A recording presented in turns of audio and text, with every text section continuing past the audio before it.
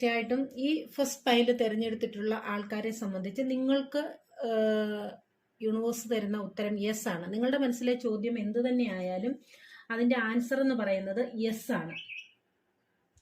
അതായത് നിങ്ങൾ ഇപ്പം ഒരു റിലേഷൻഷിപ്പിനെ കുറിച്ചാണ് നിങ്ങൾ ചോദിക്കുന്നതെങ്കിൽ നിങ്ങൾ ഒരു നിങ്ങളുടെ സോൾമേറ്റ് ജേണിയിലുള്ള ഒരാളെ പുതിയതായിട്ട് കണ്ടുമുട്ടുന്നതോ അല്ലെങ്കിൽ നിങ്ങളുടെ കൂടെ ഒപ്പമുള്ളതോ തീർച്ചയായിട്ടും അങ്ങനെയുള്ള ഒരു വ്യക്തിയെ നിങ്ങളുടെ ലൈഫിൽ നിങ്ങൾ കണ്ടുമുട്ടേണ്ടതുണ്ട് കേട്ടോ.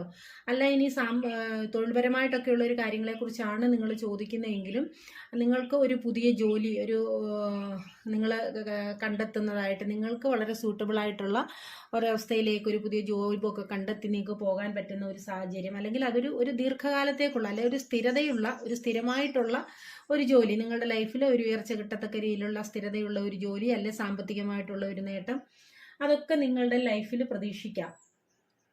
അതുപോലെ തന്നെ റിലേഷൻഷിപ്പിന്റെ കാര്യമൊക്കെ ആണെങ്കിൽ നിങ്ങൾക്കൊരു വിവാഹമോ വിവാഹ നിശ്ചയമോ അല്ലെങ്കിൽ നിങ്ങൾക്കൊരു പുതിയ ബന്ധം, ഒരു നല്ല ബന്ധത്തിന്റെ തുടക്കം എന്നുള്ളതാണ് കാണിക്കുന്നത്. പാർട്ട്ണർഷിപ്പ് ബിസിനസിനെ കുറിച്ചൊക്കെ ചോദിക്കാനാണെന്നുണ്ടെങ്കിൽ തീർച്ചയായിട്ടും നിങ്ങൾക്ക് ഉള്ള ആൻസർ എന്ന് പറയുന്നത് യെസ് ആണ്. എന്തായാലും ഇതിനകത്തൊരു ഈ ഒരു കാര്യം നിങ്ങളെ സംബന്ധിച്ച് നിങ്ങൾ ആഗ്രഹിച്ച ഏതൊരു കാര്യമായാലും അത് നിങ്ങളുടെ ലൈഫിൽ തീർച്ചയായിട്ടും യെസ് എന്ന് തന്നെയാണ് നിങ്ങൾക്ക് അതിന് കിട്ടിയിരിക്കുന്ന ആൻസർ എന്ന് പറയുന്നത്.